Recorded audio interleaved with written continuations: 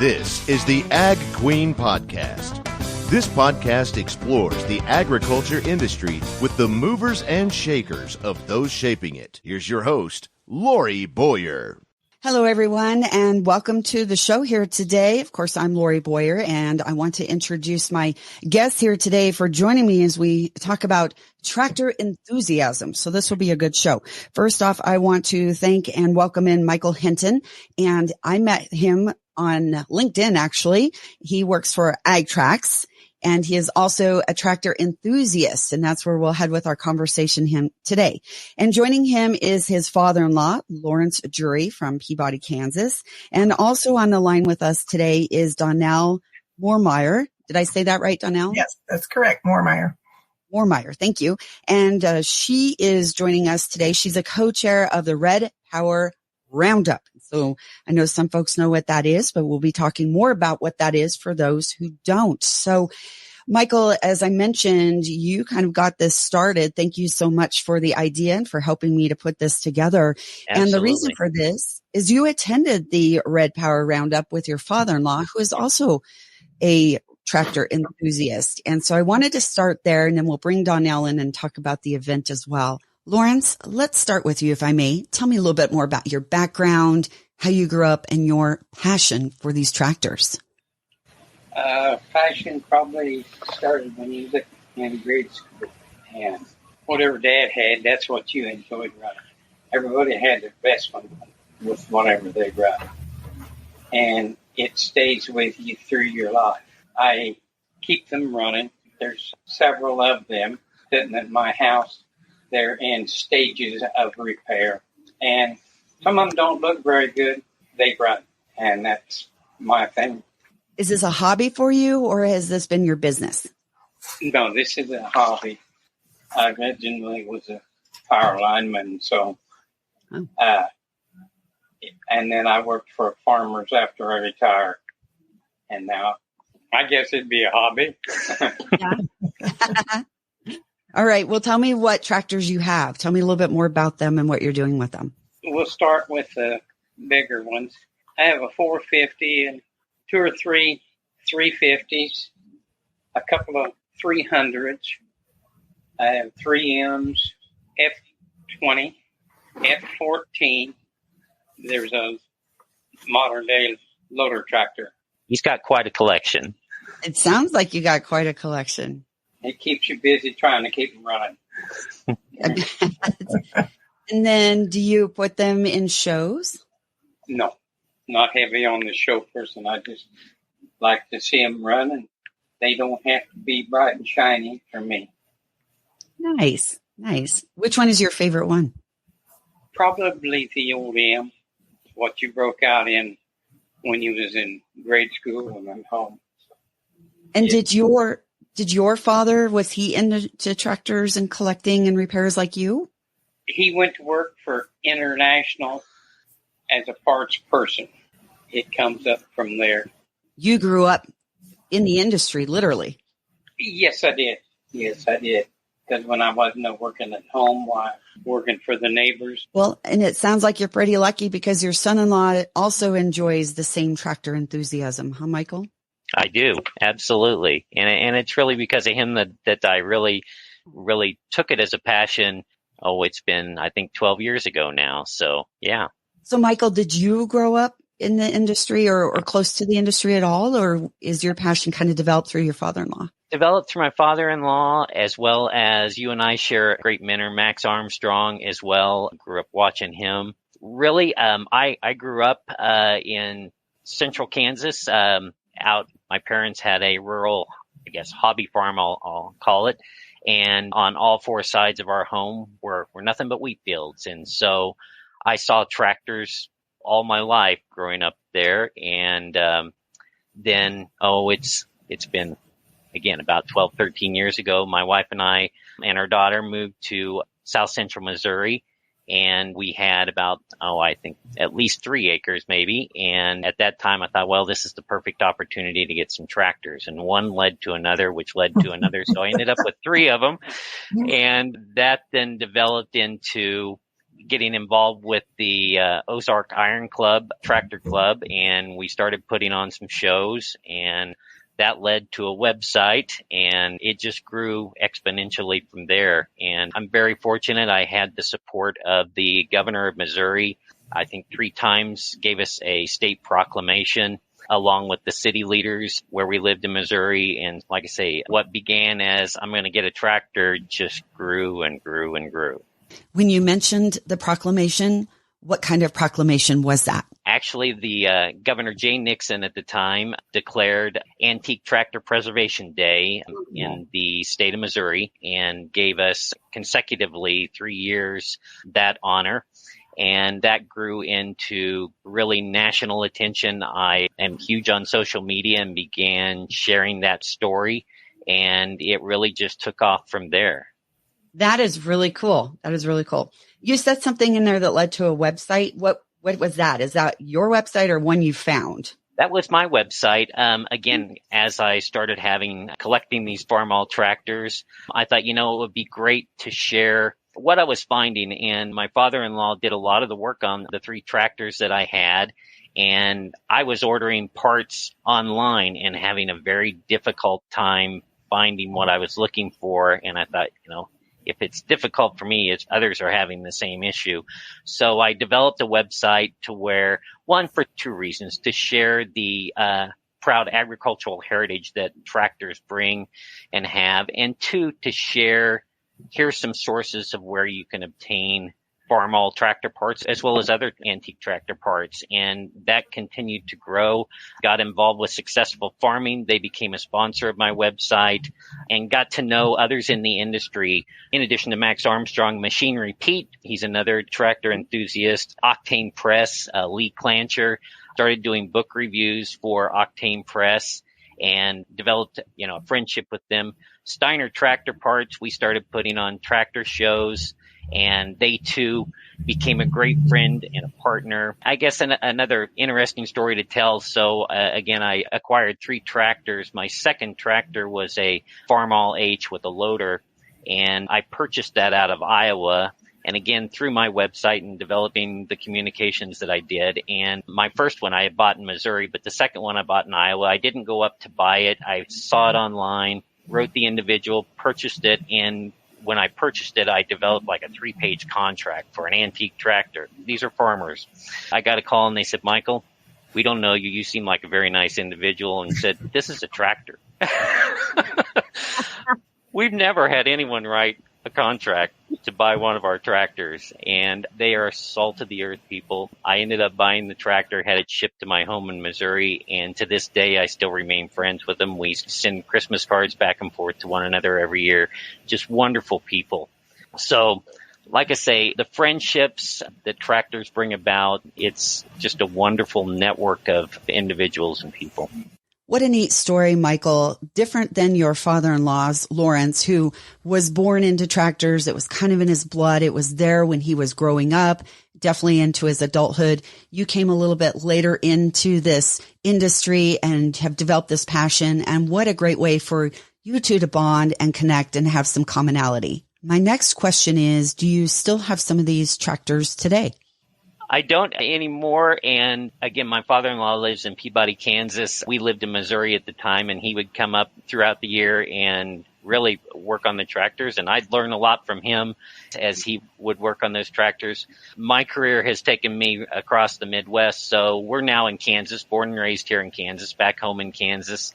I live in a rural community, but no longer have my tractors. We moved from Missouri up to Minnesota, and I sold them all in Minnesota. They came with me to Minnesota. But that doesn't mean that my passion has changed for antique tractors. And at some point, when I get ready to retire, hopefully in the next 10 years maybe or so, that's our goal and dream too. My wife and I is to, again, have some rural property and, again, start adding to that tractor collection again. And did you sell those tractors to your father-in-law? I didn't actually. I sold them up in Minnesota to actually 3 different Farmall enthusiasts. Interesting enough, one of them, the H, that again came from Iowa, I sold to a enthusiast in Iowa, not the same owner, but it went back home to where it came from. So a wonderful story. I also wanted to add, I mean, as I said before, tractor enthusiast, and I wrote this down just to make sure that I would state this correctly.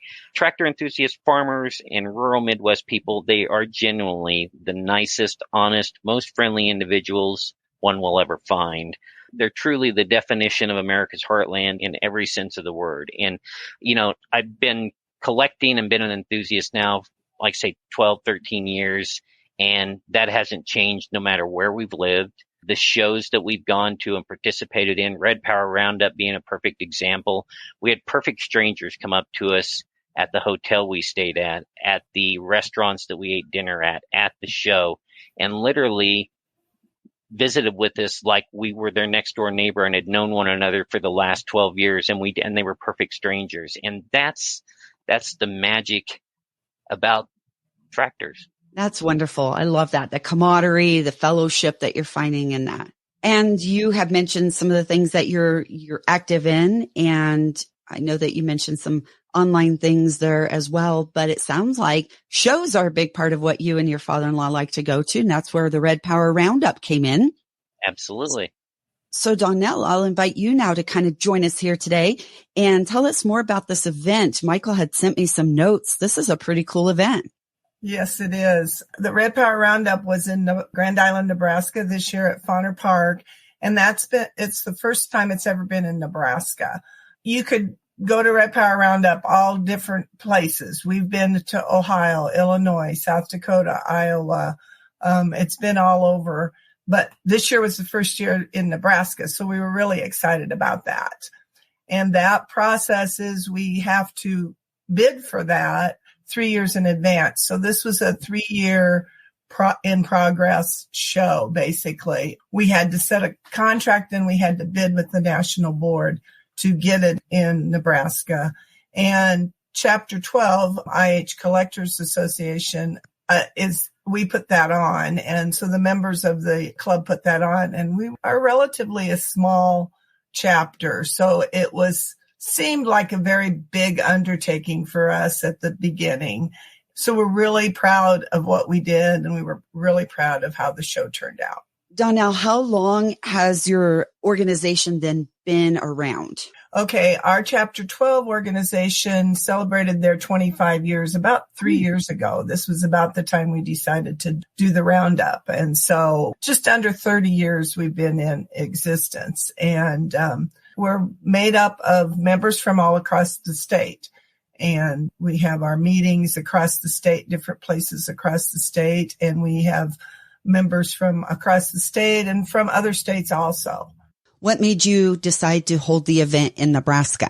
Well, we had been looking at Farmall Park for quite some time, and just their facilities and what they had to offer us, and the centralization of Grand Island, which was a good place. We always like to incorporate some sort of tours and that type of thing. Grand Island had a lot of those things, one of which was the Case IH combine plant. So that tied right in with our Case, our IH heritage. So that was one of the main reasons we did that there. And just because Farmall Park offered a good package for us. Yeah, that totally makes sense then. And you've had shows where else? What other states? We've had them in Iowa. Last year we went to Ohio. The year before that we were in Illinois. I know there's been some others out east. We've been in Wisconsin. They're pretty much all over. They've been all over. Some states have had it multiple times. And Donelle, then do people bring their tractors for show, or tell me more about what is involved in it? Okay. So yes, basically people bring not just their tractors, but anything that's IH related.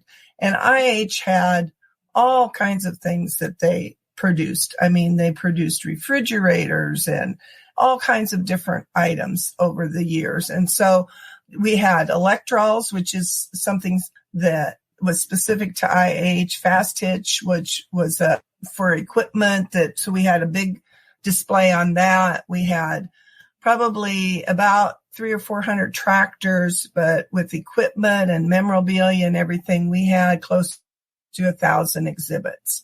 And So it's anything related to IH, Cubs, equipment, anything was there. And we celebrated the 100th year of Farmall. I'm glad you mentioned that because I was going to bring that up next. Now, let me ask, 1,000, that is a lot. Let me ask you, is that typical? Is that an average for that's show? Pretty typical. Yeah, that's pretty typical. Most of the shows they always have a good turnout, it seems. And, you talk about shows having the pretty stuff, but it doesn't necessarily have to be that. We had lots of things that were in there, what we usually call everyday clothes. And that's a neat thing to see them that way also, the way they came out of the field from years ago. A lot of people do like to make them pretty again, but that doesn't make any difference to us as far as what they appear as. Nor the people attending the show. I mean, that's what we were there for, and the people that we spoke with. I mean, there were tractors that were in mint condition all the way to the ones that looked like maybe that they brought in on a trailer and didn't run, but that's the beauty of all of them. So. Yeah. And that's what everybody wants to see. Some people love to see the ones that are all fixed up. Others don't care for that so much. They like to see them the way they were. And so that's the beauty of the show, that we encourage anything that was IH to be brought and shown. So I want to go back now. I'm going to come back to you, Donelle. I've got a few more questions for you, but Lawerence, I'm going to go back to you then, and then I'm going to ask Michael the same question. So what are some of the things at the show this year that really stuck with you, some of the things that you really enjoyed and remember? The way it was set up, and you could walk through, seeing all that. You talk to the guys that brought them in, and that's terrific because they can tell you where parts and pieces are at in their area, and you can go get them. Was there a particular tractor that really stood out to you? All of them. All of them? Probably believe the old M's, that was the plow tractors when I was a kid. A lot of memories, huh? Yeah. And Michael, same question to you. What were some of your takeaways or memorable things that you saw there? There were so many. One, again, we're in central Kansas, and throughout I was having my tractor shows and the website. I also had a full-time career job then and do today as well, and was never at that time able to take off to all those other different locations that Donelle mentioned. And this year I saw that it's the 100th year of Farmall. I wasn't going to miss it. 2, it was in Nebraska, 4 hours away. Perfect opportunity for us all to go. And 1, the drive up just through Nebraska, the cornfields right now were just unbelievable. Again, separate from the tractors, but it was a beautiful drive there. And then to get to the show and to see so many tractors of every make, model, size, and in repair or in beautiful mint condition. It was just, like I say, just too many memories. And the people that we spoke with. I wish it was in Nebraska every year. Just a wonderful show. And/or Kansas. I'll give a shout out to Kansas as well. And then I guess I spoke earlier about the camaraderie and family life of these individuals. An interesting story. I got back, so we went up to Nebraska and we walked the show, looked at the tractors, and I didn't find a 100 years of Farmall cap there unless I missed it. But that's what I really wanted, was a takeaway from that show and to have as part of my tractor collection here at home. I've got some Ertl toys that I have instead of the big ones right now. So I couldn't find one, went online, tried to buy one. And so I wrote C&H Industrial. I had found one online that I liked and said, would you happen to know how I can get Farmall 100 years cap? And lo and behold, in about a week's time, they sent my father-in-law and I a complete care package. I've got the hat on today. I know you can't see this for the podcast, but the testimony to the industry, to the tractor enthusiast, they didn't charge me. I was going to buy a cap, and out of their good graciousness, they sent us a complete package and just said, glad you enjoyed the show and thank you for your enthusiasm for Farmall tractors. Yeah, that's pretty special. Very special. So, Donelle, you got a couple of hints there on where they want the show next year, but where is the show going to be? The show is going to be at Spencer, Iowa next year at the Clay County Fairgrounds there. And then I believe the following year in Missouri. And then the following year is in South Dakota. So we always know 3 years out where it's going to be. South Dakota bid for it again this year. that'll be the third time that it's been in South Dakota. So it's a big undertaking. So kudos to those that do it again and over, because you have to have the manpower to do this. And it is a lot of work, but in the end, as Michael said, you meet so many people. We were camping near the show, and there's chapters in each state, and those are the people that put on the shows. And we met someone from another chapter, and he came and sat down and visited with us one evening. And then the next evening he came and sat down and visited with us again. And he kind of became one of our family members and wrote a really nice newsletter and included us in that newsletter about how he enjoyed being there and how we were just some more of his family now that he had met at Red Power Roundup. So like Michael said, it is the camaraderie, and you find that no matter what you're doing, if it's at a tractor show or tractor drive or whatever. We started the tractor relay across Nebraska 12 years ago, and we have friends from all over the place, and they're not just friends, they're family. Yeah, I love hearing this. This is such a great story. We are going to be running out of time here before we know it. I also wanted to point out, as Michael said earlier in the show, Max Armstrong was there. Of course, he's a well-known farm broadcaster and is retiring, so good for him. But I wanted to make that point because you had people from all over the U.S. and beyond that made that trip out to Nebraska. I have pictures of 3 gentlemen that were there from the Netherlands. Is that right? Yes. I think we had 3 or 4 providences from Canada represented and 3 gentlemen from the Netherlands and all over. I think at one time we counted that we had 35 different states that had registered that had been there. That's great. Yeah. That's great. All right. Well, we need to start looking at wrapping up the show here today. This has been so fun. Lawerence, I appreciate you joining us and sharing your passion and being a part of the show here today. And of course, Michael, for setting this up and really kind of driving this idea. I thought it was a great idea. I love to hear stories. I love to hear your stories, Michael. So thank you. I'm assuming you two will plan on heading to Iowa next year? Absolutely. Maybe bring home a tractor, Michael? There you go. And Donelle, it sounds like you put on a great event. So I appreciate your time here today and visiting with us. Well, thank you for visiting with me. I'm going to assume your cup is pretty filled when you hear these 2 gentlemen talking about how much they enjoy not only tractors, but your event. Yes, that, like I said, it's a lot of work, but we've heard nothing but good comments about it. And we've heard lots of people say they'd like to have it at Nebraska all the time. So, we are very proud of that. And I don't know how soon we might do it again in Nebraska. It was well worth all the work that we did and the time that we spent because everybody enjoyed it thoroughly. And very much appreciated. Thank you, Donelle. It was an amazing event. Thank you. Once again, my guest here today, Lawerence Jury, a tractor enthusiast from Peabody, Kansas. Also joining us on the show today, Michael Hinton. He's from Hutchinson, Kansas, and is Lawrence's son-in-law. He works for AgTrax, so we'll give AgTrax a plug, and also a tractor enthusiast and co-chair of the Red Power Roundup, Donelle Egger. Thank you all for joining me on the show. It's been so fun. Thank you, Lori. Thanks for tuning in to this edition of the Ag Queen Podcast with your host, Lori Boyer.